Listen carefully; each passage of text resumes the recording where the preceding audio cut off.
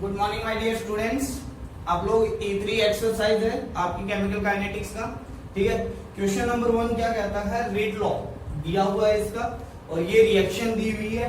कहता है rate of reaction will be, क्या होगा, doubling the concentration of sodium hydroxide. हाँ, अगर सोडियम हाइड्रोक्साइड की कॉन्सेंट्रेशन पर डिपेंड कर रहा है तो आपके पास में अगर इसको डबल कर दूंगा मैं, ठीक है, इसको डबल कर दूंगा तो इसकी पावर 1 है यहाँ पर, ठीक है। तो रेट ऑफ रिएक्शन है वो भी क्या हो जाएगी आपके पास में, डबल हो जाएगी डेफिनेटली, ठीक है। Half on reducing the concentration of alkyl halide by 1/2। देखो आपके पास में ये दिया हुआ R इज इक्वल टू क्या दिया हुआ, RCl की कॉन्सेंट्रेशन को क्या कर दिया जाए, हाफ कर दिया जाए, हाफ कर दिया जाए तो रेट ऑफ रिएक्शन भी क्या हो जाएगा आपके पास में। देखो आपके पास में RCl की कॉन्सेंट्रेशन को हाफ कर दिया और यहाँ पर NaOH को सेम रहने दिया, ठीक है। तो R डैश कितना आ जाएगा, R डैश आ जाएगा 1/2 RCl, ठीक है। और यहाँ पर क्या आ जाएगा, NaOH, ठीक है, ये आ जाएगा ना, ठीक है। तो ये क्या है, इनिशियल रेट थी, ठीक है, तो ये क्या हो जाएगा, R/2 आ जाएगा, तो बिल्कुल सही है, ठीक है। Decreasing on increasing temperature of the reaction, increase होता है टेम्परेचर, इंक्रीज होने पर क्या हो जाता है आपके पास में, रेट ऑफ रिएक्शन भी इंक्रीज होता है, ठीक है। और नेक्स्ट है unaffected by increasing the temperature of reaction. भाई कोई भी रिएक्शन को टेम्परेचर अगर बढ़ाया जाएगा तो रेट ऑफ रिएक्शन क्या हो जाएगी, बढ़ेगी ही। तो इसके आंसर आपके पास में A एंड B दो बोथ है, ठीक है, A एंड B बोथ है, ठीक है। अगर यहाँ पर RCl ही होता ओनली ना तो आपके पास में इसका आंसर B होता, अदरवाइज इसके आंसर क्या है, A एंड B बोथ, ठीक है, ओके।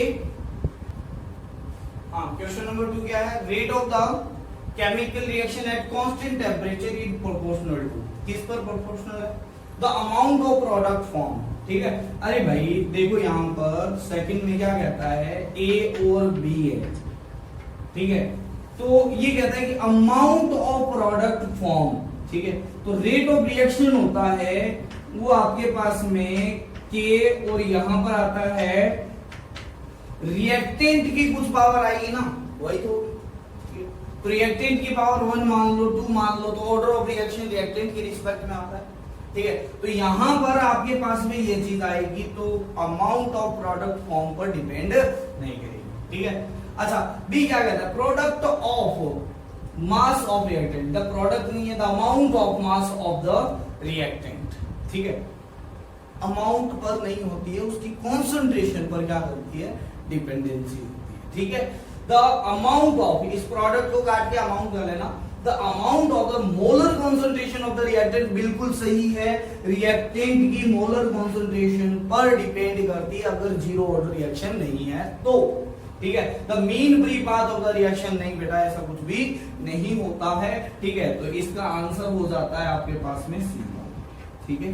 अच्छा, क्वेश्चन नंबर 3 क्या कहता है, the concentration of reactant decreases from this to this, ठीक है। तो भाई बड़ा ही आसान सा क्वेश्चन है, रेट है वो कैसी दी जाती है, रेट है वो दी जाती है C2 - C1 divide by T2 - T1, ठीक है।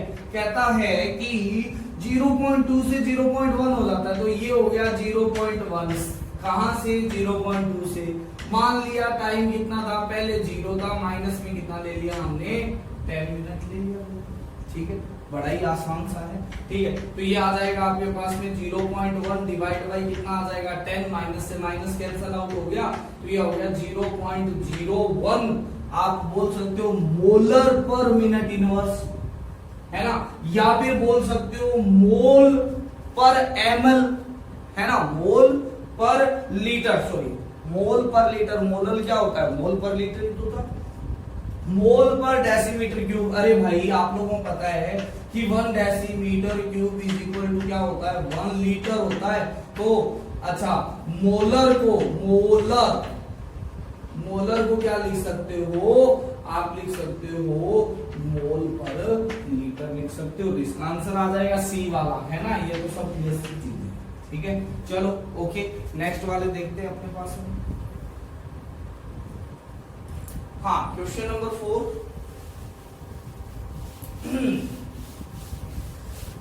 भाई देखो क्वेश्चन नंबर 4 क्या कहता है, ठीक है, चेक करना।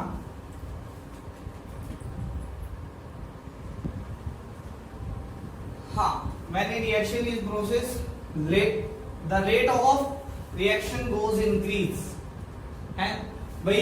रेट ऑफ रिएक्शन होती है वो क्या होती है आपके पास में, इंक्रीज होती है जब आपके पास में रिएक्शन प्रोसेस होता है। रेट ऑफ रिएक्शन होती है वो इनिशियल टाइम पर क्या होती है, मैक्सिमम होती है। क्यों होती है, क्योंकि रिएक्टेंट की मोलर कंसंट्रेशन उस टाइम पे सबसे ज्यादा होती है। The concentration of product was decrease, product तो भाई इंक्रीज हो रहा है ना, प्रोडक्ट बन रहा है, ठीक है, तो ये भी गलत है। तो कंसंट्रेशन ऑफ रिएक्टेंट को डिक्रीज, हाँ कुछ रिएक्टेंट इस बार प्रोडक्ट में चेंज हो गया, तो C is the right answer, ठीक है। The reaction rate always remain constant, नहीं भाई नहीं, ऐसा कुछ भी नहीं है। जीरो ऑर्डर रिएक्शन में कांस्टेंट रहती है, क्योंकि वहां पर इनिशियल कंसंट्रेशन पर डिपेंडेंसी नहीं रहती है। तो ये सिर्फ और सिर्फ जीरो ऑर्डर के लिए सही हो सकता है, और बाकी सभी रिएक्शन के लिए सी आपके पास में क्या हो जाएगा, राइट आंसर हो जाएगा। बड़ा ही आसान सा क्वेश्चन है, क्या है, N2 आपके पास में NH3 हैवर्ट प्रोसेस की फॉर्मेशन होती है। N2 हैवर्ट प्रोसेस क्या होता है, N2 प्लस में क्या होता है आपके पास में 3H2 गिव्स यू क्या होता है आपके पास में 2NH3, है ना, ठीक है। आपके पास में दिया हुआ क्या है, आपके पास में फॉर्मेशन, अमोनिया फॉर्मेशन की रेट दी हुई है ना, dt दिया हुआ है, प्लस में ये दिया हुआ है 40 इंटू 10⁻³ मोल लीटर, यानी मोलर सेकेंड इनवर्स, ये दिया हुआ है ना, ठीक है। पूछा हुआ क्या है, पूछा हुआ है कि if there is no side reaction, the rate of reaction as expressed in term of hydrogen is, आपसे पूछा हुआ क्या है, DH2 डिवाइड बाई dt आपसे पूछा हुआ है, ये माइनस का पूछा हुआ, क्योंकि ये तो भाई क्या है, रिएक्टेंट है, तो इसकी कॉन्सेंट्रेशन तो कम ही होगी ना, ठीक है। तो आपके पास में क्या है, हमें रेट ऑफ रिएक्शन निकालने का फॉर्मूला पता है, कैसा है कि 1/3 माइनस में DH2 divide by dt is equal to, ये तो है क्या है आपके पास में, rate of reaction in terms of hydrogen, ठीक है। अगर मैं इन टर्म्स ऑफ अमोनिया लिखता हूं तो ये आएगा प्लस, और यहां पर आएगा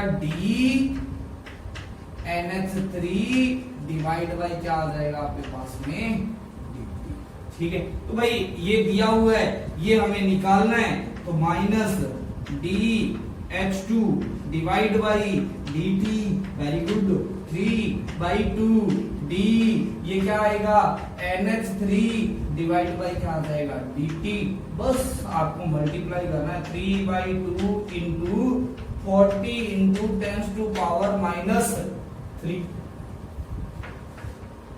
मोलर सेकेंड इनवर्स, ठीक है। तो भाई ये गया 20 से, और ये गया 60 into 10⁻³ molar second inverse.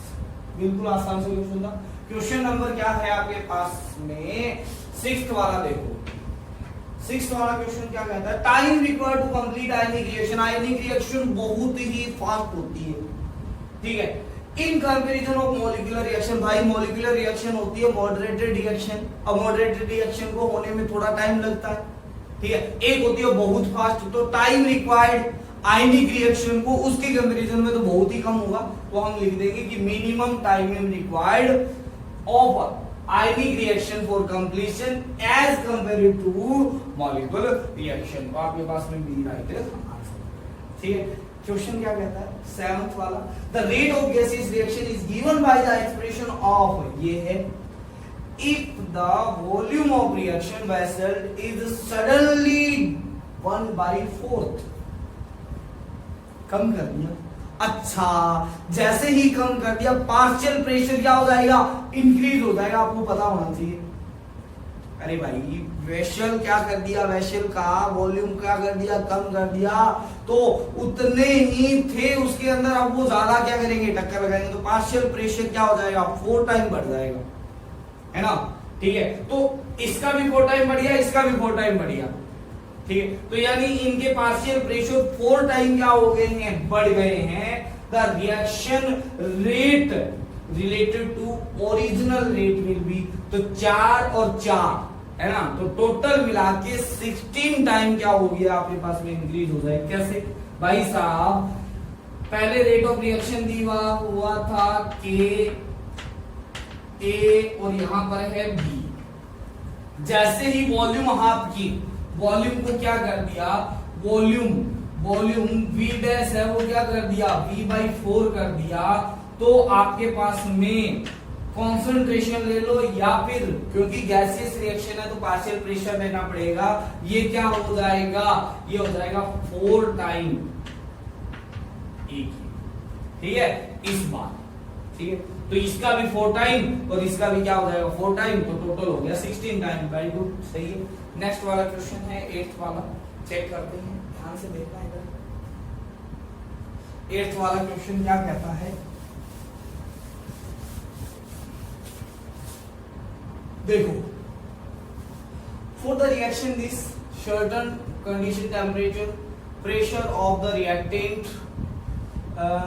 of rate of formation of ammonia दिए हुए rate of conversion of H2, वही सेम क्वेश्चन है भाई आपके पास में, H2 plus 3H2 gives you आपके पास में क्या है NH3 2NH3, आपको पता है DNH3 डिवाइड बाई dt कितना 1/2 is equal to 1/3 minus DH2 divide by क्या है dt, और आपको निकालना क्या है DH2 डिवाइड बाई क्या dt नेगेटिव का, क्योंकि ये प्रोडक्ट है भाई, ये क्या बोल रहा है रिएक्टेंट है भाई, रिएक्टेंट क्या होता है कम होता है टाइम के साथ साथ।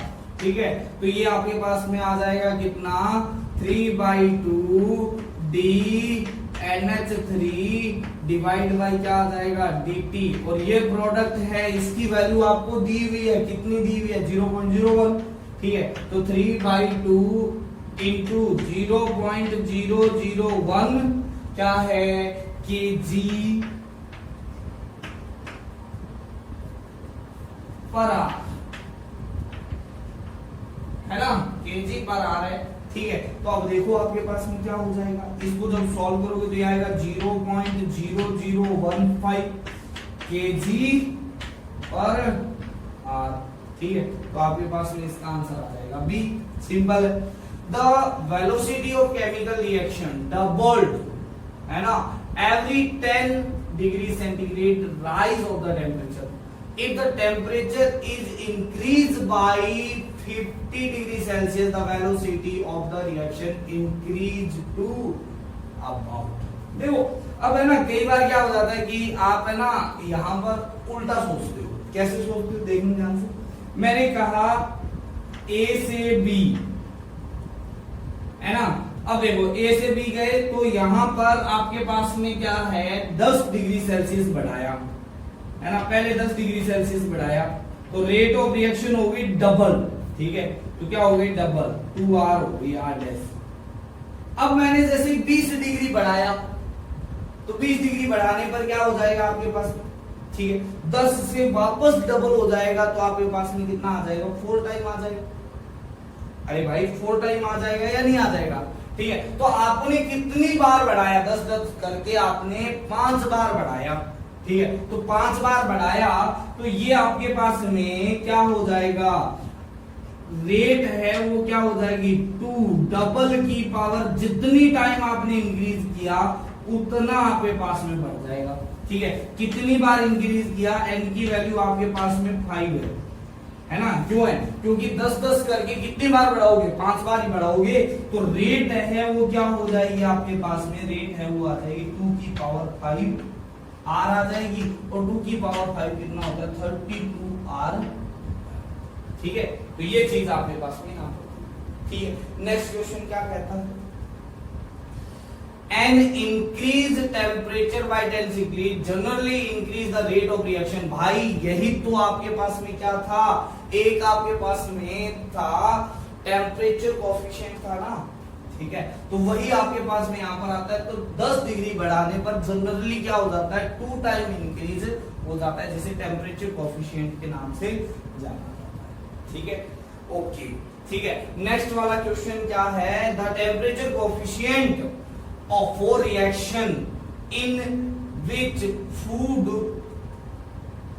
डिटोरिएट्स इज 2, है ना, टेम्परेचर कोएफिशिएंट 2 है, बस ये दिया हुआ है। The food deteriorates time as rapidly at 25 degrees Celsius as it does at 5 degrees Celsius.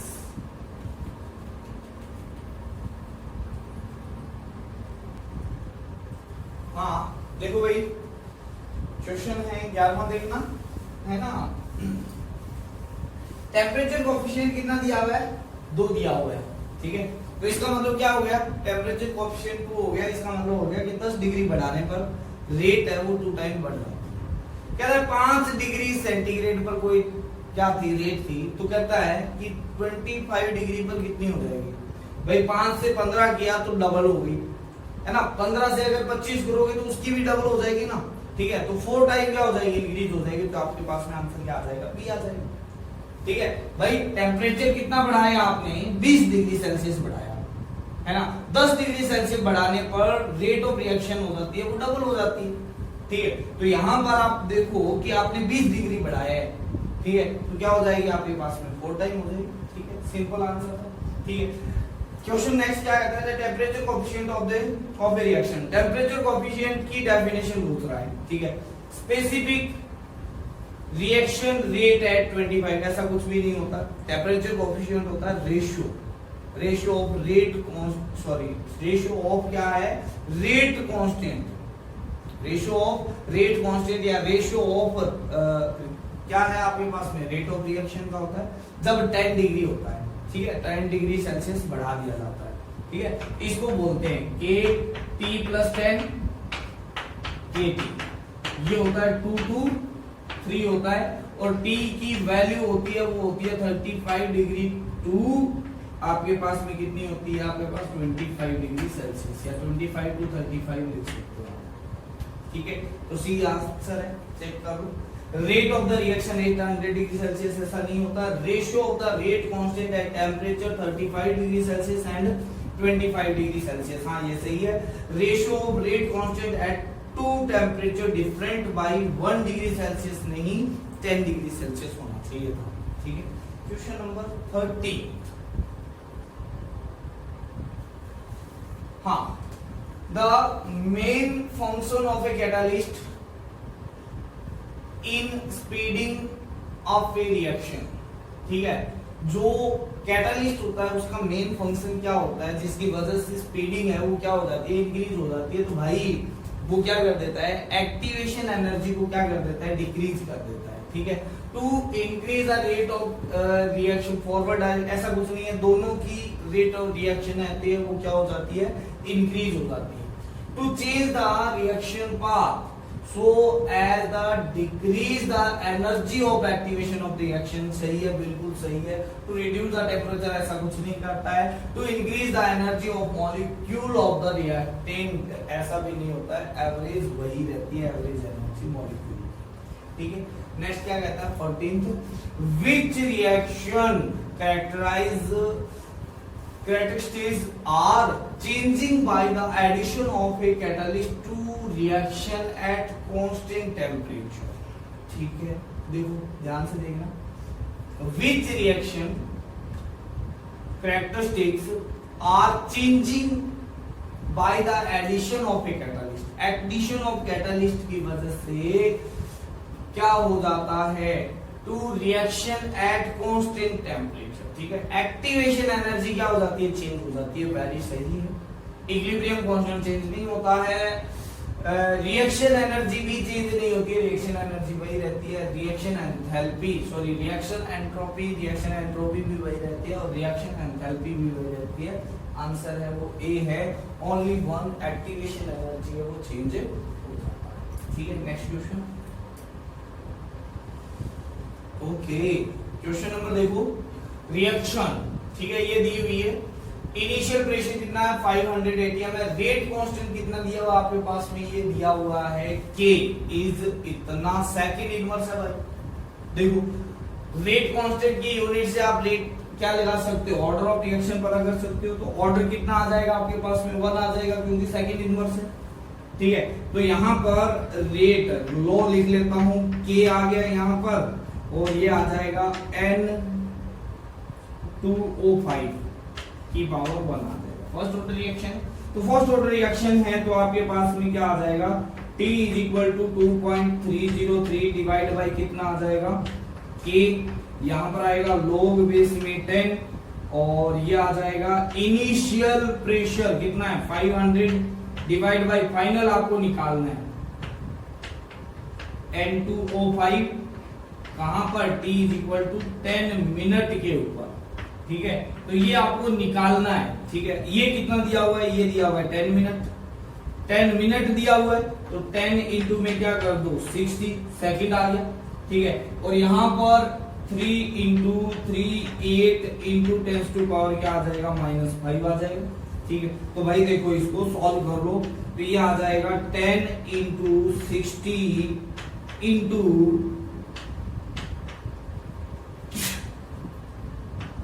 3.38 into 10 to power -5 divide by 2.303, यहां पर आएगा log बेस में 10, ये आ जाएगा आपके पास में 500 और ये आ जाएगा Pn2O5।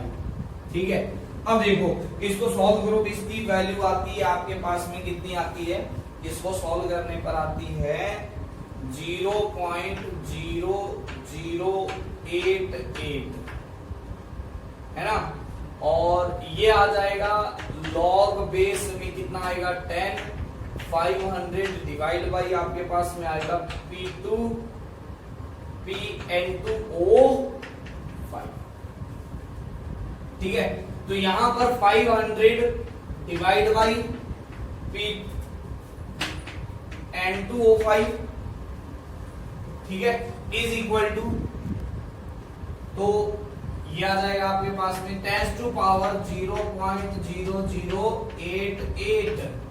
ठीक है, तो ये आ जाएगा 500 डिवाइड बाई, इसकी वैल्यू आएगी ना, इसकी वैल्यू आएगी 1.02।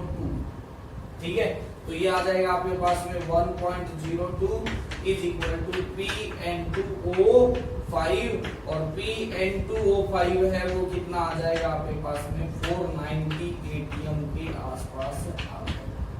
ठीक है, वैसे आप है ना इसको है ना ऑप्शन बेस्ड क्वेश्चन भी बना सकते हो। कैसे, आपको ये देखना चाहिए था कि किसके ऊपर करने पर रेट कांस्टेंट है वो सेम आ जाता। ठीक है, तो 500 डिवाइड बाई इनमें से कोई एक उठा लेते, फिर आपको पता चल जाता और टाइमिंग आप यही ले लेते। अगर रेट कांस्टेंट की वैल्यू इसके आसपास आती तो आपके पास में वही ऑप्शन क्या हो जाता, सही हो जाता। ठीक है, तो इसको ऑप्शन बेस्ड भी आपको बनाया जा सकता है। नेक्स्ट क्वेश्चन है the rate law of the reaction, ये रेट लॉ दिए हुए, इसको ऐसा दिया हुआ है आपके पास में, इज गिवन बाई। ठीक है, तो भाई सुक्रोज का जो वाटर जो हाइड्रोलाइसिस होता है, सुक्रोज का हाइड्रोलाइसिस वो होता है ग्लूकोज प्लस फ्रक्टोज में क्या हो जाता है, चेंज हो जाता है। तो ये फर्स्ट ऑर्डर की रिएक्शन होती है। ठीक है, और इसमें सिर्फ वाटर की अमाउंट पे डिपेंडेंट नहीं करता है, H प्लस यहाँ पर क्या है आपके पास में कैटालिस्ट है, सुक्रोज की कॉन्सेंट्रेशन पर डिपेंड करता है। तो इसका ऑर्डर है वो क्या हो जाएगा, ये वाला हो जाएगा, सुक्रोज के रिस्पेक्ट में फर्स्ट ऑर्डर है और वाटर के रिस्पेक्ट में कितना है 0। ठीक है, नेक्स्ट है velocity constant K of the reaction is affected by, किसकी चेंज से अफेक्टेड हो जाता है, change in the concentration of the reactant, change of temperature, change of concentration of the product and next है नन ऑफ द अबव। ठीक है, तो इसके अंदर क्या है, तो रेट कांस्टेंट होता है वो सिर्फ और सिर्फ किस पे डिपेंड करता है, टेम्परेचर पे डिपेंड करता है, और किसी पर डिपेंडेंसी नहीं होती है। तो चेंज इन टेम्परेचर के साथ में ये चेंज हो जाता है, ठीक है। नेक्स्ट है point out the wrong statement. कौन सा रॉन्ग स्टेटमेंट है? फर्स्ट ऑर्डर रिएक्शन के लिए, फर्स्ट ऑर्डर रिएक्शन के लिए टाइम फॉर हाफ यानी टी हाफ कहा हुआ है, तो टी हाफ क्या है आपके पास में फर्स्ट ऑर्डर के लिए होता है 0.693 डिवाइड बाय क्या होता है, के होता है ना, ठीक है। तो इनिशियल कॉन्सेंट्रेशन तो है ही, ठीक है, तो इनिशियल कॉन्सेंट्रेशन से इंडिपेंडेंट होता है, हमें पता है। Change in the concentration unit does not change the rate constant. अरे भाई रेट कांस्टेंट जो टेम्परेचर से इफेक्ट होता है वो किसी से नहीं होता है, ठीक है। Concentration unit does not change the rate constant, नहीं करता भाई, ठीक है, सही है बिल्कुल, ठीक है। Time for half change into rate constant कितना होता है, ये होता है, देखो ये इधर आ गया आपके पास में, तो ये 0.693 है, सही है बिल्कुल। The unit of K is mole inverse minute inverse. भाई जो रेट कांस्टेंट होता है उसकी यूनिट होती है मोल पर लीटर की power 1 minus n, second inverse होता है। और n की वैल्यू जब 1 रख दोगे, n क्या है ऑर्डर ऑफ रिएक्शन, तो k क्या है आपके पास में सेकंड इनवर्स आ जाता है, ठीक है। यहां पर यही जो देखो change the concentration in the concentration unit does not change the rate constant। अगर मैं concentration की यूनिट चेंज कर देता हूं तो उससे रेट कांस्टेंट की यूनिट पर कोई प्रभाव, कोई इफेक्ट नहीं पड़ता, ठीक है। तो ये क्वेश्चन नंबर 18 था। नेक्स्ट क्वेश्चन चलते हैं, क्वेश्चन नंबर 19 है in the first order reaction the concentration of reactant from this to this is इतना, ठीक है। Rate constant first order reaction the concentration of reactant decreases from this, ठीक है, is इतना, ठीक है। Rate constant for the reaction in second inverse, ठीक है।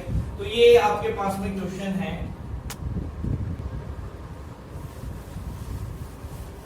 क्वेश्चन में थोड़ी सी मिस्टेक है, क्या है क्वेश्चन में यहाँ पर इन लगाना है, ठीक है। कहता है फर्स्ट ऑर्डर रिएक्शन में इतने से इतने होने में टाइम इतना लगता है, रेट कांस्टेंट की निकालना है। तो भाई साहब फर्स्ट ऑर्डर रिएक्शन के लिए रेट कांस्टेंट दिया जाता है, वो इस रिएक्शन से दिया जाता है, k is equal to 2.303 divide by T log of आपके पास में आ जाता है इनिशियल कॉन्सेंट्रेशन आपके पास में 800 डिवाइड बाई कितना है फाइनल कॉन्सेंट्रेशन 50 है, और इसको होने में टाइम लगता है 2 इंटू 10 टू पावर कितना आएगा आपके पास में 2 इंटू 10 टू पावर -2 सेकेंड, ठीक है। वेरी गुड, सही। तो k की वैल्यू यहां से निकालोगे तो ये आएगा 2.303 डिवाइड बाई 200 इंटू ये 0 से 0 गया, ये आया 16 लॉग 16, लॉग कितना आया 16 आ गया, ठीक है। अब देखो आपके पास में k इज इक्वल टू कितना आ जाएगा 2.303 डिवाइड बाई 200 और इनटू में इसको लिख सकता हूं log 2 की पावर 4, और 2 की पावर 4 है तो 4 बाहर आ जाएगा और यहाँ पर बच जाएगा log कितना आ जाएगा 2 आ जाएगा, तो ये गया 100 और ये गया 2, ठीक है। और k इज इक्वल टू कितना आ जाएगा 2.303 इंटू 2 इंटू में ये आ जाएगा 0.3 डिवाइड बाई कितना आ जाएगा 100 आ जाएगा, k की वैल्यू आ जाएगी जब इसको सॉल्व करोगे तो ये आ जाएगा 1.386 इंटू 10 टू पावर -2 सेकंड, ठीक है। तो ये चीज आपके पास में, ठीक है। हाँ, क्वेश्चन नंबर 20 में A gives you B, ठीक है। कहता है रेट ऑफ रिएक्शन क्वाड पर when the concentration of A is doubled, कहता है A को अगर डबल कर दूंगा तो आपके पास में रेट ऑफ रिएक्शन है वो 4 टाइम इंक्रीज हो जाएगी। भाई साहब ये कब हो सकता है, rate of reaction is equal to, ये है आपके पास में दिया हुआ है के, ए की पावर क्या है आपके पास में है, ठीक है। ये दिया हुआ है कि आर डैश है वो क्या हो जाए, अगर मैं इसको डबल कर दूंगा 2a कर दूंगा की पावर है, तो ये क्या हो जाएगा 4r के इक्वल आ जाएगा। तो ये क्या आएगा 2 की power n, r is equal to कितना आ जाएगा 4r, ये r से r कैंसिल, 2 की पावर है n इज इक्वल टू 2 की पावर 2, n की वैल्यू कितनी आ गई 2, very C answer, sorry D answer. The velocity constant for the reaction is k है, ठीक है। Which of the following statements is not true regarding k? k किसके साथ में चेंज नहीं होता, k is a constant for a reaction at given temperature, सही है भाई, कोई दिक्कत ही नहीं है इसके। The value of k change हो जाता है टेम्परेचर चेंज होने के साथ साथ, ठीक है। तो K is the velocity for the reaction at unit concentration of the reactant, ये भी सही है भाई, है कैसे सही है, देखो यहाँ पर मान लिया A gives you B है, ठीक है, तो आपके पास में रेट ऑफ रिएक्शन क्या होता है K A की पावर n, मान लिया इसका ऑर्डर n है, ठीक है। तो अगर इसकी यूनिट कॉन्सेंट्रेशन, इसकी क्या ले ली कॉन्सेंट्रेशन यूनिट मोलर ले ली, तो रेट ऑफ रिएक्शन किसके इक्वल आ जाएगा के के इक्वल ही है, ठीक है। तो ये भी सही है, के is constant for all the reaction, नहीं नहीं नहीं नहीं नहीं, ये चेंज हो जाता है, अलग अलग रिएक्शन के लिए आपके पास में रेट कांस्टेंट आता है, वो क्या आता है अलग अलग आता है, ठीक है। नेक्स्ट क्वेश्चन क्या है, rate of reaction determined by the slow step reaction, very सही। मतलब क्या है आपके पास में कोई भी रिएक्शन अगर मल्टीपल स्टेप में हो रही है, तो मल्टीपल स्टेप में हो रही है, तो वो स्टेप जो सबसे धीमे हो रही है वो आपके पास में स्लो हो रही है, वही आपके पास रेट डिटरमाइनिंग स्टेप होता है और उसे रेट डिटरमाइनिंग स्टेप ही बोला जाता है, ठीक है। तो सी इसका सही आंसर है। The rate constant for the reaction, इसके लिए आपके पास में 49 है, मुझे यूनिट नहीं दी हुई, पता ही नहीं है क्या है, ठीक है। कहता है कि रेट कांस्टेंट, अब इसकी यूनिट दी हुई होनी जरूरी थी बट हमें नहीं करना। The rate constant for reaction, just इसका रिवर्स कर दिया जाए तो रेट कांस्टेंट क्या हो जाएगा, तो रेट कांस्टेंट भी क्या हो जाएगा रिवर्स हो जाएगा, तो रेट कांस्टेंट हो जाएगा 1/49। तो ये था क्वेश्चन नंबर 23। नेक्स्ट चलते हैं अपने क्वेश्चन है नेक्स्ट,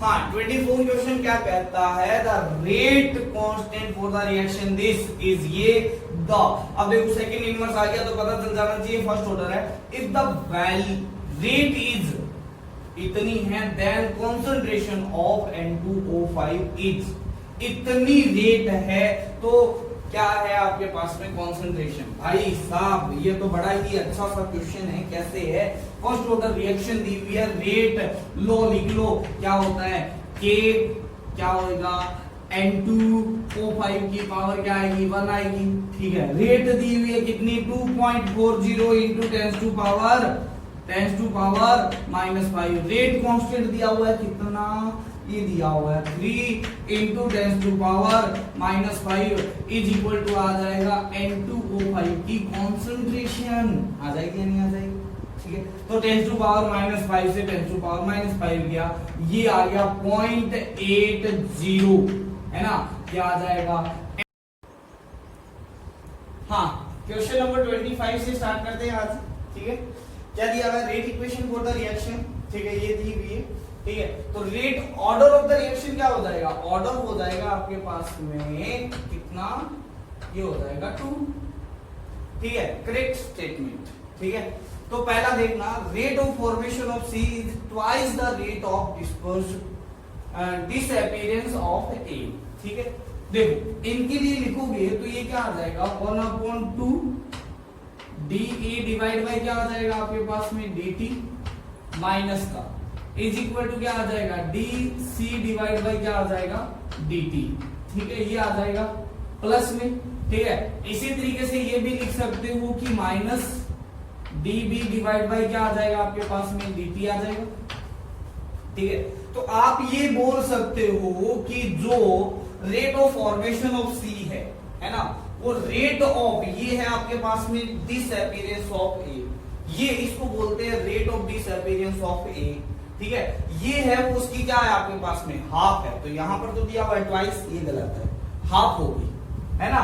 ये बोल देता rate of formation of C is half the rate of disappearance of A का, ठीक है।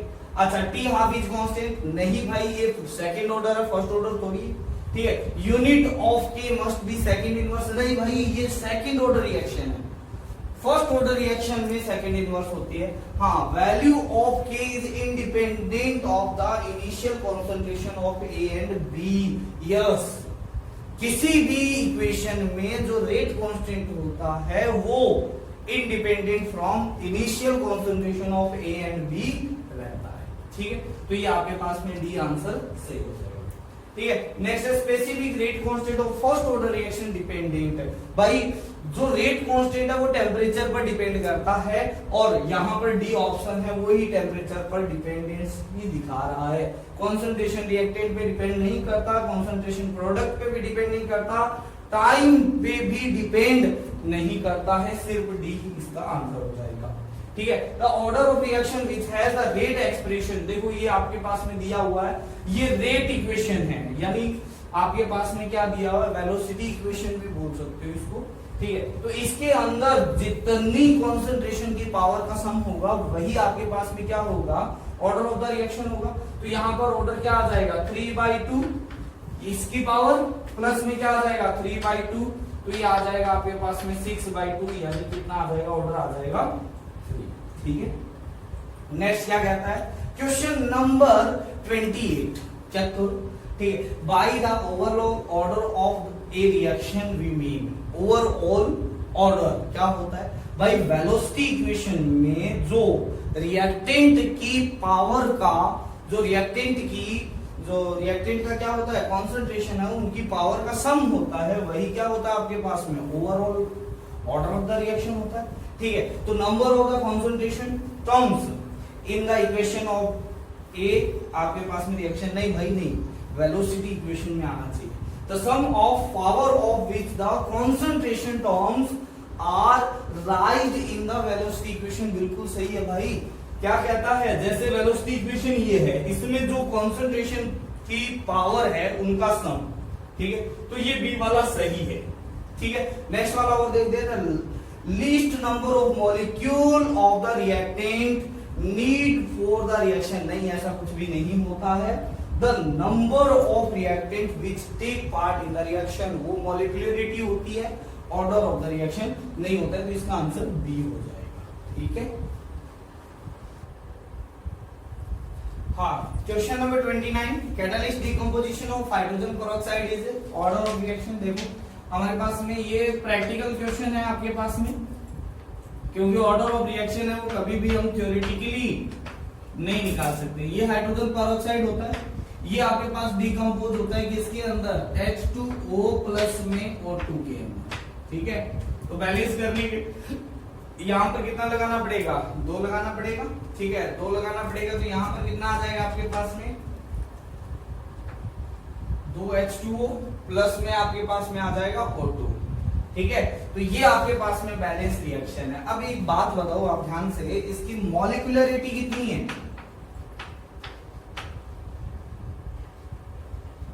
मॉलिक्यूलरिटी है आपके पास में कितनी, 2, बट प्रैक्टिकली ये देखा जाता है कि ऑर्डर होता है वो क्या होता है 1 होता है, क्योंकि जब रेट इसकी लिखते हैं, है ना, रेट लो लिखते हैं, तो वो आता है K और यहाँ पर आता है H2O2 की पावर क्या आता है 1 आता है, ठीक है। तो इसका ऑर्डर है वो फर्स्ट होता है, ये फर्स्ट ऑर्डर की रिएक्शन है, हालांकि मॉलिक्यूलरिटी कितनी होती है 2 होती है, इसलिए इसको सूडो फर्स्ट ऑर्डर रिएक्शन भी बोला जाता है। तो ऑप्शन ए इसका राइट आंसर है। Half life of A, next question में देखना, half life of A first order reaction is, ठीक है। तो देखो independent of the initial concentration of the reactant, वैसे ही आपके पास में कैसे भाई, अरे आपके पास में क्वेश्चन नंबर 30 है, वो क्या कहता है कि फर्स्ट ऑर्डर रिएक्शन का हाफ टाइम कितना होता है 0.693 डिवाइड बाय कितना होता है K होता है ना, ठीक है। तो ये अगर आपको देखोगे तो इसके अंदर कहीं पर भी आपके पास इनिशियल कंसंट्रेशन है क्या,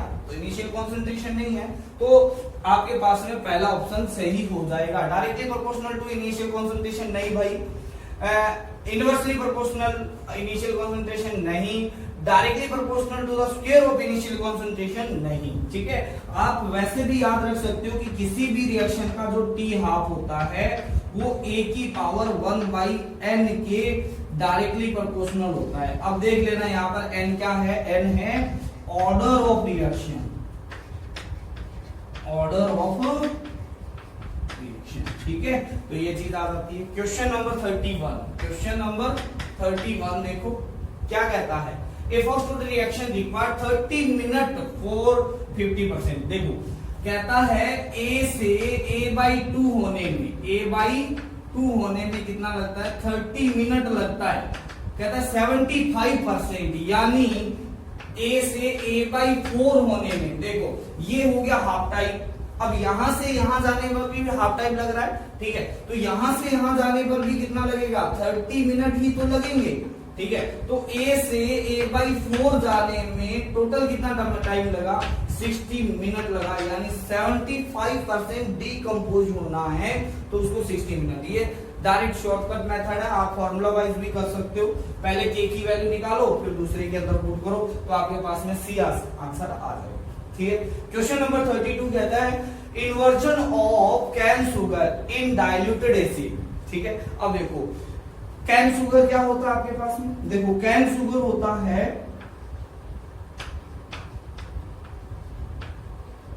ठीक है, कैन शुगर C12H22O11। ठीक है, इसका जब आप हाइड्रोलाइसिस करवाते हो तो ये आपके पास में ग्लूकोज C6H12O6 प्लस आपके पास में चेंज हो जाता है फ्रक्टोज के अंदर, उसका फॉर्मूला भी C6H12O6 होता है। सिर्फ इनका जो रोटेशन होता है वो क्या होता है, अपोजिट होता है। ठीक है, देखो यहां पर ध्यान से देखोगे तो ये अगर आपके पास में देखा जाए तो सेकंड ऑर्डर रिएक्शन लग रहा है, बट जो आपके पास में रेट लो लिखा जाता है, जो रेट लो लिखा जाता है उसके अंदर देखा जाए तो सिर्फ कैन शुगर होता है। क्या होता है, कैन शुगर होता है ना, उसी की कॉन्सेंट्रेशन की पावर 1 पे डिपेंड करता है, H2 की पावर पे डिपेंड नहीं करता है, H2 की कॉन्सेंट्रेशन पे डिपेंड नहीं करता है। तो ये हो गया सूडो फर्स्ट ऑर्डर रिएक्शन। ठीक है, तो सूडो यूनिमॉलिक्यूलर रिएक्शन भी बोल सकते हैं, फर्स्ट ऑर्डर रिएक्शन भी बोल सकते हैं। तो डी इसका राइट आंसर। नेक्स्ट क्वेश्चन देखो यहां पर, नेक्स्ट क्वेश्चन है आपके पास में क्वेश्चन नंबर 33। ठीक है, चेक करो, है ना, रेट कांस्टेंट दिया हुआ है किसके लिए, फर्स्ट ऑर्डर रिएक्शन के लिए है, डी के कांस्टेंट ऑफ ए रिएक्शन, है ना भाई। पहली तो बात है ये आपके पास में कौन सी रिएक्शन है, डीके वाली, है ना, जो फर्स्ट ऑर्डर रिएक्शन ही होती है। फिर यहां से भी पता चल रहा है कि पर सेकंड है, सेकंड इनवर्स अगर रेट कांस्टेंट की वैल्यू है तो भी आपके पास फर्स्ट ऑर्डर रिएक्शन पता चल रही है। हाफ लाइफ निकालनी है तो भाई हाफ लाइफ निकालनी है तो टी हाफ का फॉर्मूला होता है, वो होता है कितना होता है, 0.693 डिवाइड बाई के होता है, और के की वैल्यू दी हुई है 0.693 डिवाइड बाई के की वैल्यू दी हुई है 1.1 इंटू 10⁻⁹। जब इसको इससे डिवाइड करते हो तो ये आता है 0.63 इंटू ये चला जाएगा 10⁻⁹, है ना। तो इसको लिख सकता हूँ 6.3 इंटू 10⁻, क्या लिख सकता हूँ, 8 लिख सकता हूँ। तो ये आपके पास में आ जाएगा टी, तो बी इसका। ठीक है, नेक्स्ट क्वेश्चन है, if the half life period of a reaction is inversely proportional to the initial concentration। ठीक है भाई, क्या कहता है कि T हाफ है वो इनवर्सली प्रोपोर्शनल टू आपके पास में इनिशियल कॉन्सेंट्रेशन है। ठीक है, तो भाई मुझे ये भी पता है कि यहां पर मैं लिख सकता हूं T half is directly proportional to a की पावर -1 लिख सकता हूं, और हमें पता है T हाफ होता है वो डायरेक्टली प्रोपोर्शनल टू a की पावर 1 - n होता है। ठीक है, तो भाई a की पावर -1 किसके इक्वल हो जाएगा, a की पावर 1 - n के बराबर हो जाएगा, यानी 1 - n इज इक्वल टू क्या हो जाएगा, -1 हो जाएगा। ठीक है, तो n की वैल्यू कितनी आई बताओ मेरे को, n की वैल्यू आ गई 2, यानी ये आपके पास में कौन सा हो जाएगा, सेकंड ऑर्डर रिएक्शन हो जाएगा। ठीक है, चलो नेक्स्ट क्वेश्चन चलते हैं। चलो, which of the following statement is wrong, बताओ जल्दी से। molecularity of a reaction is always a whole number, बिल्कुल सही बात है भाई, molecularity हमेशा whole number में ही आएगी। हाँ, ऑर्डर ऑफ रिएक्शन है वो क्या हो सकता है, नेगेटिव भी हो सकता है, पॉजिटिव भी हो सकता है, आपके पास में फ्रैक्शनल भी हो सकता है, ठीक है, जीरो भी हो सकता है, ठीक है। अच्छा, ऑर्डर और molecularity of a reaction need not to be same, हाँ जरूरी नहीं है भी दोनों सेम हो, ठीक है, ऑर्डर हमेशा मॉलिक्युलरिटी के इक्वल या उससे क्या रहेगा, कम ही रहेगा, ठीक है। ऑर्डर ऑफ ए रिएक्शन में भी जीरो, हाँ सही बात है भाई, में भी जीरो हो सकता है। Order of reaction depend on the mechanism of reaction, mechanism पे डिपेंड नहीं करता है भाई, वो डिपेंड करता है जो स्लो स्टेप है, स्लो स्टेप है उसके ऊपर, रेट डिटरमाइनिंग स्टेप के ऊपर डिपेंड करता है, ठीक है। तो यहां पर आपके पास में डी है वो रॉन्ग स्टेटमेंट आ जाएगा, है ना, ठीक है। चलो नेक्स्ट चलते हैं भाई, क्या कहता है, the velocity constant of first order reaction is expressed in unit. First order reaction के लिए जो K का आपके पास में यूनिट है, तो भाई K की यूनिट होती है वो क्या होती है, मोल पर लीटर की पावर 1 - n सेकंड इनवर्स होती है, या टाइम इनवर्स होती है, ये टाइम इनवर्स लिख लो यहां पर, ठीक है। तो n की वैल्यू कौन रखोगे, तो इसकी पावर 0, तो भाई सिर्फ टाइम चाहिए, तो यहां पर आ जाएगा per unit time, second inverse को पर यूनिट टाइम ही कह सकते हैं, तो सी इसका राइट ऑप्शन हो जाएगा, और किसी की भी कुछ चीज जरूरत नहीं है, ठीक। नेक्स्ट क्वेश्चन देखना भाई,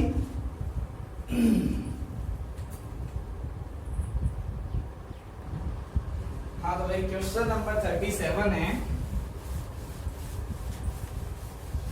क्या कहता है, देखो, for reaction A gives you product A plus B, it is found that rate of reaction is proportional to the concentration of A, है ना, ठीक है। तो हमारे पास में दिया हुआ है कि रेट है वो क्या है, डायरेक्टली प्रोपोर्शनल टू A की कॉन्सेंट्रेशन 1 है, बट इंडिपेंडेंट B है, तो रेट लो क्या हो गया, रेट लो आ जाएगा is equal to K A की पावर 1, ठीक है। तो ऑर्डर ऑफ रिएक्शन क्या हो जाएगा, 1। अच्छा, अगर देखा जाए तो इसकी आपके पास में मॉलिक्यूलरिटी कितनी हो जाएगी, मॉलिक्यूलरिटी तो 2 हो जाएगी, क्योंकि एक है और एक क्या है आपके पास में, B है, ठीक है। तो मॉलिक्यूलरिटी तो 2 हो गई, ठीक है, और ऑर्डर रिएक्शन का क्या है आपके पास में 1 है, मॉलिक्यूलरिटी रिएक्शन 2, ऑर्डर 1 है, तो आपके पास में इसका आंसर, ठीक है। हाँ, क्वेश्चन नंबर 38 है, for a zero order reaction, ठीक है, जीरो ऑर्डर रिएक्शन के लिए क्या होगा, the concentration of the reactant does not change during the reaction. भाई कॉन्सेंट्रेशन तो चेंज होती ही है ना, रिएक्शन होगी तो कॉन्सेंट्रेशन रिएक्टेंट की कमी होगी, ठीक है। तो concentration change only when the temperature change, ऐसा कुछ भी नहीं है भाई, रिएक्शन जैसे जैसे चलेगी टेम्परेचर क्या होगा आपके पास, कॉन्सेंट्रेशन चेंज होगी।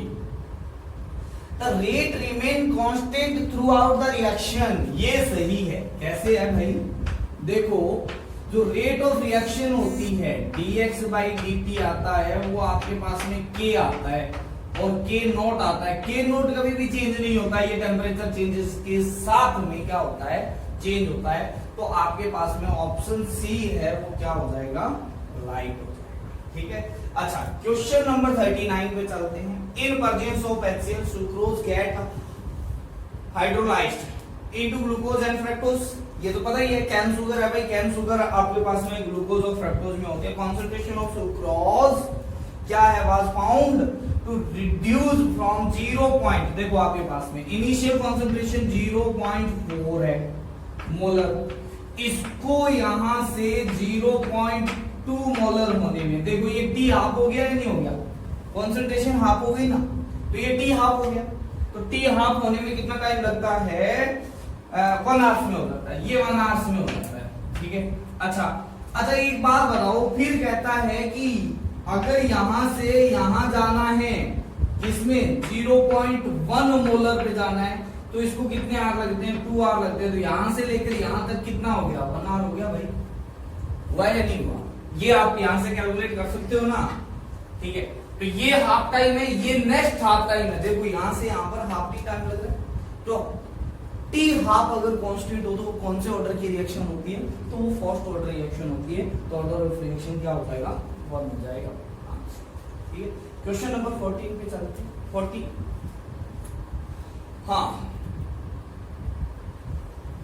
चलो देखो, the time of half change for first order reaction is, initial concentration पे इंडिपेंडेंट रहता है, तो सी आपके आंसर हो जाएगा, फर्स्ट ऑर्डर रिएक्शन के लिए इंडिपेंडेंट रहता है।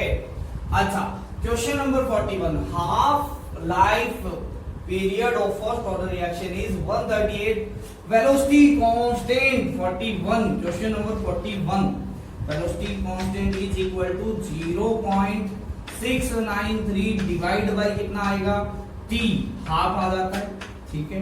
तो ये आपके पास में 0.693 डिवाइड बाई टी हाफ है आपके पास में 138 पॉइंट कितना है, 6 है, तो जब इसको सॉल्व करोगे तो 0.005 साथ में आएगा मिनट टी बस, ठीक है। तो सी आपके पास आंसर, ठीक। अच्छा question number 42, the explanation of pseudo unimolecular reaction, देखो कौन सी इसमें से स्यूडो यूनिमॉलिक्यूलर रिएक्शन है, तो hydrogen, dissociation of hydrogen iodide 2HI, क्या होता है आपके पास में H2 प्लस I2 है, ठीक है। वैसे तो आप लोगों को क्या होना चाहिए, रेट ऑफ रिएक्शन कभी भी इस तरीके से निकालना नहीं होता है, बट आपकी कुछ रिएक्शन है जिनको आपको याद रखना है कि ये इनकी मॉलिक्यूलरिटी अलग होती है और इनका आपके पास में क्या होता है, ऑर्डर होता है, वो अलग होता है, ठीक है। जिसमें आपके पास में मेथाइल एसीटेट, मतलब आपके पास में एस्टर है, एस्टर का जब हाइड्रोलाइसिस करवाया जाता है इन प्रेजेंस ऑफ किसकी, H+ है ना, एसिडिक मीडियम में, तो आपके पास में अल्कोहल प्लस आपके पास में बनता है, क्या बनता है, कार्बोक्सिलिक एसिड बनता है, जो आपके पास में स्यूडो फर्स्ट ऑर्डर रिएक्शन होती है। क्यों होती है भाई, उसकी मॉलिक्यूलरिटी 2 होती है और उसका ऑर्डर फर्स्ट होता है, तो यहां पर आपके पास में बी है, वो इसका क्या हो जाएगा, राइट आंसर हो जाएगा। क्वेश्चन नंबर 43, अबाउट हाफ,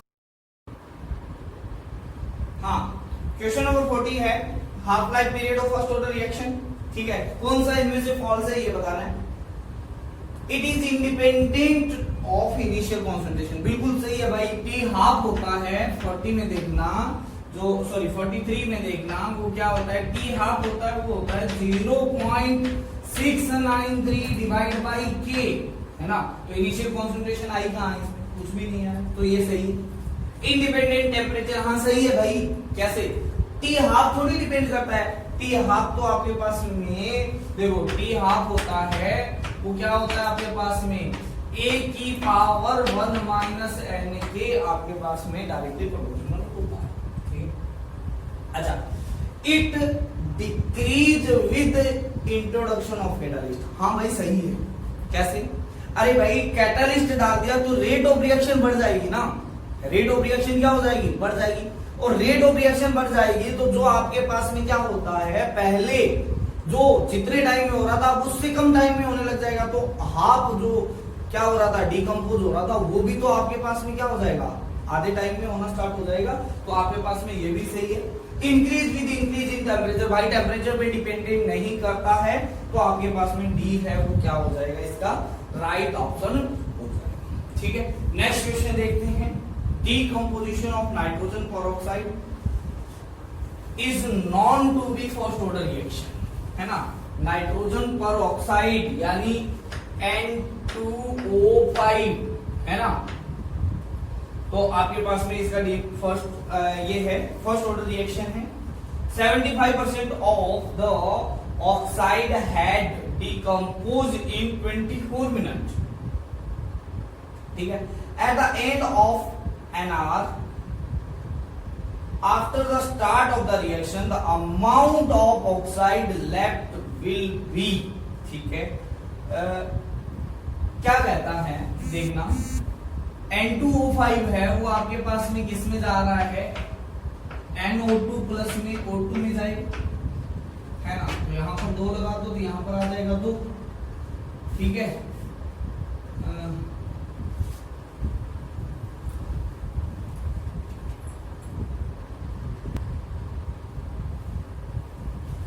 ये 4 आ जाएगा, है ना, ठीक है। अब देखो ये रिएक्शन है, कहता है फर्स्ट ऑर्डर रिएक्शन है, तो फर्स्ट ऑर्डर रिएक्शन के लिए T जो आएगा वो आएगा 2.303 डिवाइड बाय क्या है K log of initial concentration divide by A minus x, ठीक है। अब अगर 75% होने में कितना टाइम लगता है, 24 मिनट लगता है, तो ये 24 मिनट लिख दिया, is equal to 2.303 divide by K आ गया, और यहां पर आ जाएगा log A अपॉन, देखो 75% कंप्लीट हो गया तो 25% क्या हो जाएगा, लेफ्ट बच जाएगा, यानी ये आ जाएगा आपके पास में A बाई 4, ठीक है। तो ये इससे कैंसिल होगा। दूसरा कहता है ये आपके पास में आ जाएगा 24 is equal to 2.303 divide by K, और ये आ जाएगा log 4, ठीक है। चलो कोई दिक्कत नहीं। कहता है कि last hour at the end of an hour, 1 घंटे बाद में, यानी 60 मिनट के बाद में, ठीक है। तो 2.303 डिवाइड बाई K log, यहां पर आएगा A अपॉन, कहता है A माइनस एक्स की वैल्यू निकालनी है, कितना लेफ्ट बच जाएगा, start of the reaction the amount of oxide left will be, ठीक है। तो आपको ये निकालना है यहां पर, ठीक है।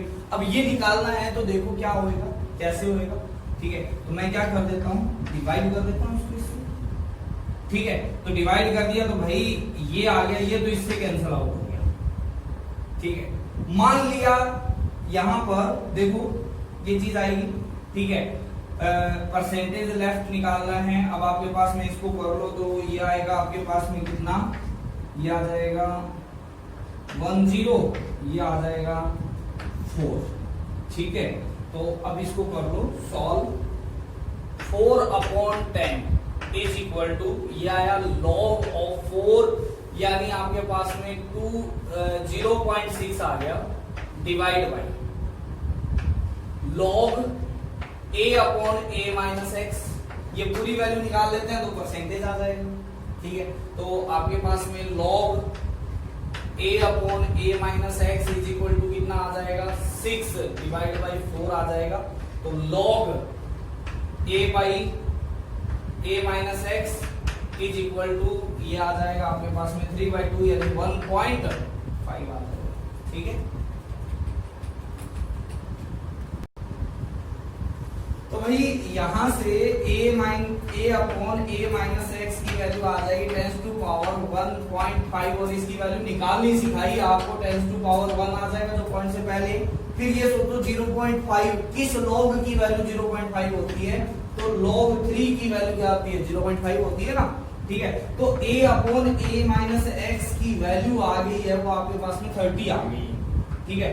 अब परसेंटेज निकालना है ना आपको, A माइनस एक्स इंटू 100 कर दो, ठीक है, इज इक्वल टू, परसेंटेज निकालना है भाई आपको, ये तो आपके पास में आ गई, इंटू में कितना आ गया, 30 आ गया, ठीक है। अब परसेंटेज निकालना है, तो परसेंटेज निकालना है तो डिवाइड बाय क्या कर दो, आपके पास में यहाँ पर 100 कर दो, तो ये आ जाएगा आपके पास में 0.3, क्या आ जाएगा 0.3, इसका मतलब कितना परसेंट, 3%, ठीक है। तो ये चीज आपके पास में आ जाएगी, ठीक है। तो यहाँ पर आपके पास में आ जाएगा D की वैल्यू आ जाएगी 0.3। वैसे आप इसको ऑप्शन बेस भी बना सकते हो, कैसे भाई, यहाँ पर आप है ना, देखो x की वैल्यू क्या ले लेते, जैसे 0.2% क्या हो गया आपके पास, मान लिया ये आप आंसर लेके चलते, एक बार लेके चल जाते, ठीक है। तो यहाँ पर x की वैल्यू क्या ले लेते आप, x की वैल्यू ले लेते 0.98 है ना, तो 0.98 आ जाता, तो यहाँ पर कितना आ जाता, 0.2 आ जाता, ठीक है। तो 0.2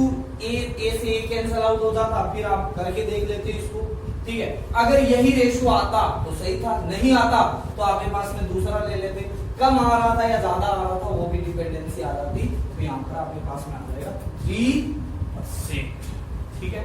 नेक्स्ट क्वेश्चन है, चलो जल्दी से, हाँ नेक्स्ट क्वेश्चन देखो, question number 45, a reaction to A gives you product. ठीक है, जल्दी जल्दी करते हैं थोड़ा। ठीक है, product found to be follow zero order reaction. तो जीरो ऑर्डर रिएक्शन के लिए आपके पास में ए की पावर पे तो इंडिपेंडेंट रहेगा ना। ठीक है, तो ए की पावर 0, तो बी आपके पास आंसर आ जाएगा। ठीक है, नेक्स्ट वाला क्वेश्चन है integrated velocity equation first order. भाई क्या होता है आपके पास में, देखो t is equal to 2.303 divide by k log a upon a minus X के इक्वल होता है। ठीक है, या आप बोल सकते हो a नॉट अपॉन में a के इक्वल होता है। ठीक है, तो ये देख लो किसके अंदर है भाई, किसके अंदर है आपके पास। ठीक है, इसी के अंदर है, ये इनिशियल कंसंट्रेशन, ये फाइनल कंसंट्रेशन। तो C is the right answer. If the surface area of the reactant increase then order of reaction. ठीक है भाई, रिमेन कांस्टेंट रहता है। सरफेस एरिया इंक्रीज करने से जो ऑर्डर ऑफ द रिएक्शन नहीं चेंज होती है आपके पास। हाँ, रेट ऑफ रिएक्शन क्या हो जाती है, चेंज हो जाती है। Order of reaction surface area पर डिपेंडेंसी नहीं रखता है। चलो ठीक है, नेक्स्ट चलते हैं। Question number 48। ठीक है, half life period first order reaction बच्चा भी बता देगा भाई 2.303 log 2 अपॉन में के होता है। सी आंसर आ जाएगा। Molecularity of reaction is inversion of A sugar is, देखो शुगर होता है कौन सा, कैन शुगर। क्वेश्चन नंबर है 49। ठीक है, कैन शुगर बोल दो। ठीक है, या फिर आप क्या बोल दो, इन्वर्जन ऑफ शुगर। ये आपके पास में, तो ये आपके पास में किसमें होता है, ग्लूकोज प्लस में क्या होता है, फ्रक्टोज। ठीक है, अब इसका इन्वर्जन कर दो वापस अपोजिट। ठीक है, तो इसकी मॉलिक्यूलरिटी कितनी आ जाएगी, 2 आ जाएगी। ठीक, मॉलिक्यूलरिटी इज 2। ठीक है, नेक्स्ट है आपके पास में for any reaction if we plot a graph between t and log a minus x। ठीक है, a simple line is obtain. ठीक है, अरे भाई अगर t और log a minus x के बीच में ग्राफ बनाओगे, ठीक है, तो क्या हो रहा है, प्लॉट हो रहा है, तो उसमें एक स्ट्रेट लाइन ऑब्जर्व हो रही है। ठीक है, तो भाई आपको पता है ना kt इज इक्वल टू क्या होता है, log a minus log a minus x. First order reaction के लिए तो आपके पास में स्ट्रेट लाइन आती है विद नेगेटिव स्लोप। ठीक है, ये आपके पास में नेगेटिव स्लोप आ रहा है, तो फर्स्ट ऑर्डर रिएक्शन ही आएगी। ठीक है, चलो नेक्स्ट आपके पास में value of velocity constant for first order reaction is time for half change. कितना आएगा, ठीक है, तो वेलोसिटी कांस्टेंट की वैल्यू दी हुई है t half is equal to 0.693 divide by कितना है, ये क्या दिया हुआ है, वेलोसिटी कांस्टेंट की वैल्यू दी हुई है 3.46 इनटू 10 टू पावर कितना आया हुआ है, -3 आया हुआ है। ठीक है, तो ये लगभग आपके पास में जा रहा है किसके ऊपर, 200 ऐसे जाएगा, 2 पे जाएगा। ठीक है, लगभग। ठीक है, तो t हाफ कितना आ जाएगा, इसको 1000 से मल्टीप्लाई कर दो भाई, तो ये आ जाएगा 200, ये आ जाएगा मिनट, सिंपल। ठीक है, तो सी आंसर आ जाएगा। नेक्स्ट क्वेश्चन क्या कहता है, 52 क्वेश्चन, क्वेश्चन नंबर 52। ठीक है, the half life of A first order reaction is 10 minute, is 10 minute, है ना। ठीक है, इफ इनिशियल कॉन्सेंट्रेशन इज 0.8 मोल पर लीटर। ठीक है, वो मोल लीटर पर, सॉरी मोल पर लीटर है। Concentration at some instant is 0.01 mole. ठीक है, तो भाई 0.08 से स्टार्ट किया, तो अगर T half, first T half के बारे में बात करेंगे तो ये आएगा 0.04, सेकेंड टी हाफ के बारे में करेंगे तो 0.02, थर्ड टी हाफ के बारे में करेंगे तो 0.01, तो 3 टी हाफ इसको होने में लगेंगे, तो 3 टी हाफ के बराबर होने में लगेगा। तो इसका मतलब एक टी हाफ कितना है, 10 मिनट का, तो 3 का कितना हो गया, 30 मिनट। भाई यहां से लेके 10 मिनट यहां पर लगा, ठीक है, यहां से फिर 10 मिनट लगा, ठीक है, और यहां से यहां जाने पर फिर 10 मिनट लगा, तो टोटल यहां से यहां जाने में कितना समय लगा, तो आपके पास में आ जाएगा 30 मिनट, सिंपल। ठीक है, रिएक्शन है ये आपके पास में है क्वेश्चन नंबर 53। क्या कहता है 2H2O2 gives you 2H2O plus O2। ये सूडो फर्स्ट ऑर्डर रिएक्शन है, ठीक है। इसकी मॉलिक्यूलरिटी भले ही 2 है, बट आप लोगों को ये चीज कुछ एक एग्जांपल है, जैसे एस्टर का हाइड्रोलाइसिस हो गया, आपके पास में हाइड्रोजन पेरोक्साइड को आपके पास में डिकम्पोजिशन हो गया, तो ये आपके पास में सूडो फर्स्ट ऑर्डर रिएक्शन है। मतलब इसका रेट लो लिखा जाएगा तो रेट आ जाएगा कि H2O2 की पावर 1 आ जाएगा, ठीक है। तो आपके पास में फर्स्ट ऑर्डर रिएक्शन है, बी इसका आंसर। चलो क्वेश्चन नंबर 54 पे चलते हैं। क्वेश्चन नंबर 54 क्या कहता है, for first order reaction rate constant दिया हुआ है, हाफ लाइफ। अरे भाई बहुत ही आसान सा क्वेश्चन है 54 वाला। क्या कहता है first order reaction rate constant इतना दिया हुआ है, ठीक है। टी हाफ की वैल्यू क्या होती है 0.693 डिवाइड बाई क्या होता है के होता है, के की वैल्यू दी हुई है, क्या आ जाएगा 0.693 डिवाइड बाई 0.6932। अरे भाई ये तो लगभग बराबर हो गया और आपके पास में क्या आ जाएगा 1 आ जाएगा, बी आंसर हो जाएगा, सिंपल, ठीक है।